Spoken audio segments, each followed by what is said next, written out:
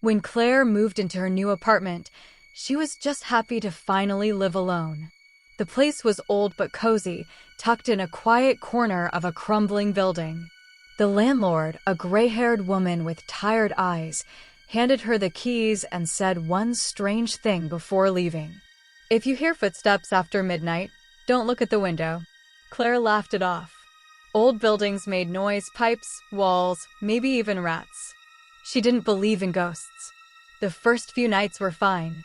She unpacked, decorated, and got used to the hum of the city outside. But on the fourth night, as she lay in bed scrolling her phone, she heard its slow, deliberate footsteps in the hallway. They stopped right outside her door. She held her breath, listening. The floor creaked again, like someone was shifting their weight, waiting. Then came a soft tap on the window behind her bed. 3 knocks. She turned toward the window. It was too dark to see anything, just her faint reflection in the glass. But then her reflection smiled. She didn't. Her heart pounded as she pulled the blanket over her face like a terrified child. Eventually, the sound stopped, and she convinced herself it was just her imagination. The next morning, she found footprints on the dusty floor by the window. Bare feet. Long, thin toes. That night, the footsteps came again, closer, slower, heavier. Claire sat upright in bed, staring at the locked door. Then she heard it, a whisper from the window. You looked.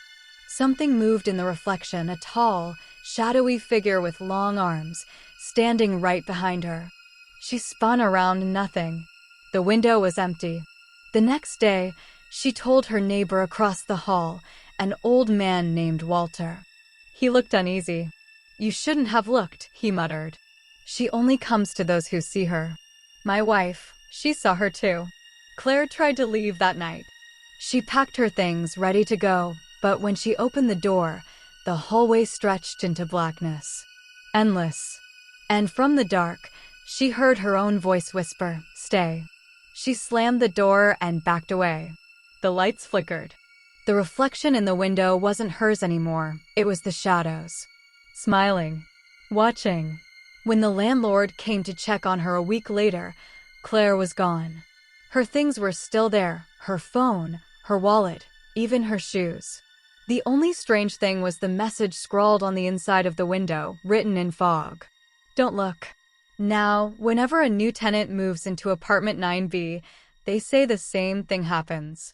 Every night at midnight, footsteps, whispers, and a faint reflection smiling when it shouldn't. And if you ever hear tapping at your window after dark, whatever you do, don't look.